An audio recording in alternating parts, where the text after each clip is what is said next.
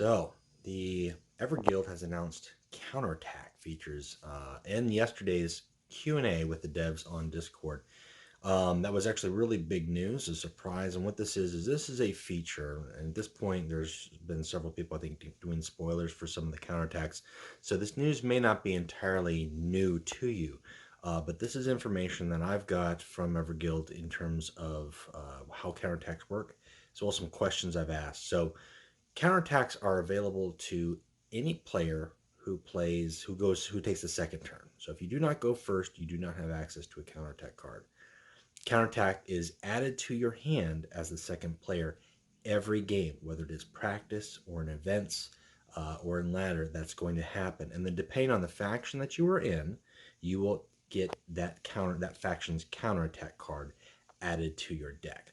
This is designed to increase the motivation or the reasons for people to play medium and low initiative warlords, because a lot of those warlords weren't seen play. A lot of the top tier warlords consistently were high initiative, or in Khan or Kalidas Assassin's case, very high initiative. So it's really aimed to kind of diversify that and offer some incentive while also kind of not massively changing the initiative system. So once these cards are added to your hand, they are considered a tactic. Now, these cards are not collectible. They're not collectible in the game. They're just playable through the game. But they are considered a tactic, and that means that they interact with any card that targets tactics, whether that is Shield Generator, Learning Hydra in the case of increasing the cost of tactics, or cards like Remembrancer Order, which can be used to copy these cards after they've been played. So there's some duality there. So you could play a counterattack card, your opponent can play Remembrance Order and copy that card, and then they have that as well to use for themselves. However, there are some key differences here. This card will not be generated or be able to be generated by cards such as Kaiserlane or the Pyramid of Photep, which can create random tactics. That's not going to be an option. These cards do not count towards the card limit in your deck, so you are still building your deck just as is. And they are added to your hand, so they do not replace a card from your hand. So if you are a Primarch, for example, who goes first, normally you have 2 cards plus your Whispers or your Reckoning. If you go second, you have 3 cards plus the 1. Well, if you're going second, now you have 3 cards plus your Whisper Reckoning plus the counterattack card. So keep that in mind. Some of these cards are going to be very interesting to see how they diverse.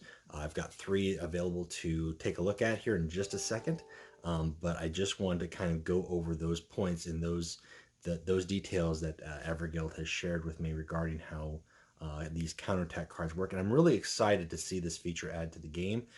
Initiative has always been kind of a tricky thing, and I think this helps just subtly balance that scope, that feature in terms of, a player going first. The way this game works compared to other card games, there's no delay, there's no summoning sickness, there's nothing to negate that first turn advantage, and counterattack is finally a step in that direction to not necessarily negate it, but to counterbalance it. And I think that's an amazing step, and I like the way they've really gone about handling this, and it makes, as you'll see, some very unique and very, very, very powerful options. These are not cards that you necessarily need to play on your first turn. You can hold on to these until you need them, and that can make a world of a difference. So without getting any further away from the point, let's take a look at the 3 that I've got here, and hope you enjoy. I'm going to start by taking a look at the Space Wolves counterattack card. This is the Space Wolf counterattack. Very simple, very effective. Heal 2 to a friendly unit. Now this has got a lot of implications, and as it costs 0, you can play this first turn, you can play the second turn, third turn, late game. I see this as being a very nice assist for Leman Russ decks that are looking to kind of bridge that gap and hit the Reckoning right at the end of the game, or to secure that lethal strike. But this has also got really good implications and applications with the Jortan attack squad, or any of your warded Space Wolf troops that you can increase their health by 2 with Bolvi or Oath or Weirdmake, and then also heal them, keeping them around even longer. and then allowing you to double down with something like Ice and Fire, or something even more effective. This has just got a lot of potential that sometimes going second as a Space Wolf player, you can kind of lose some of that steam because now your units are more susceptible. But if you can manage to keep one around a little bit longer, gain some additional health or buy some additional health, this card I think can really help those games. Now, the Chaos counterattack card, this is a key counterattack card because two of the Chaos Warlords have low initiative. One of them being very low initiative, which is Canis Vertex. So, seeing this counterattack, I like the fact for a couple reasons here that it is simple, it is not over the top, it doesn't do a lot, it lowers the cost of a random card in your hand by one. So it ties into the thematics of chaos. It's random, as with many of their things, it's random damage, random determinations. So I like that, but the fact that it doesn't allow for crazy amounts of synergy, it kind of helps balance the concept of a Canis Vertex. They still get the gain of having a cost card in their hand down by one, but that's not huge. That's not as huge as it could be. I think Mandragorax benefits a little bit more from this, but definitely in terms of benefiting, I think Ingethel probably benefits the most, just in terms of what she might have in hand if she's got troops in hand that she can play, and then also use her ability depending on how this affects the cost reduction. So this isn't a huge counterattack card. Again, this is just for the Chaos Warlords, but it's good. And I think that it just seems like perfect. I think it was thought out well, so as to assist without being overly powerful for those particular warlords who don't necessarily need the assist at this point. And then this is my favorite of the three that I've been able to preview. This is the Iron Hands. Now, I'm not a huge Iron Hands fan, but I cannot deny the simplicity, effectiveness, and power of this counterattack. Being able to give shield to your warlord at any given time in the game, whether that is early on or more than likely late game as an Iron Hands player, is huge.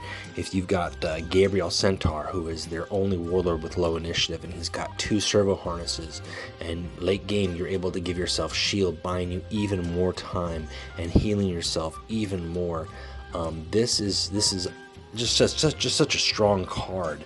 It gains even further traction if you've got Ferrus Manus, who went second, and you've entered into Reckoning mode, and you are face striking at that point, and you need some additional health. It's a good card to have there. You can give Amadeus Duquesne shield, and then he also has frontline.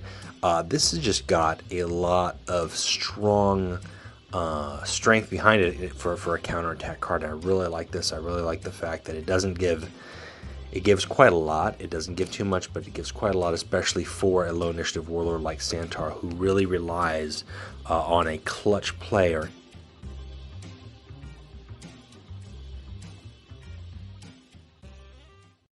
So, what do you think? I personally I really like the I really like the Iron Hands one. I like the Space Wolf one too. Actually, I really want to kind of put that to use.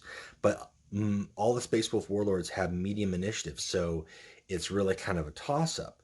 Um, and just the nature of having these cards now in the game really lends some reason for people to play low initiative warlords in the hopes that they can gain this additional card. These aren't going to be groundbreaking, these aren't going to be huge, but having a built-in or a guaranteed shield card when you need it as you're playing Santar, that's wow, that can make and break a game very easily. Anybody who's ever played a turtled up Gabriel Santar can attest to that. In addition to that, then you've got then it throws in the mix because then we can see a lot of low initiative warlords battling it out, and just I like it. I can't say enough good things about it. I'm very glad that Everguild went in this direction, and I look to really hope to see them add more things, new features, concepts into the game. The Q&A session that took place yesterday was very productive for a Q&A session in terms of some of the information that they gave. They don't give a lot of hard facts, But the information that they gave, everything is moving along on track. We've got a lot of good things from the sounds of it to look forward to. And I, for one, am pretty optimistic. So hope you enjoyed. And we will see you guys on the battlefield. Until then, keep playing Legions.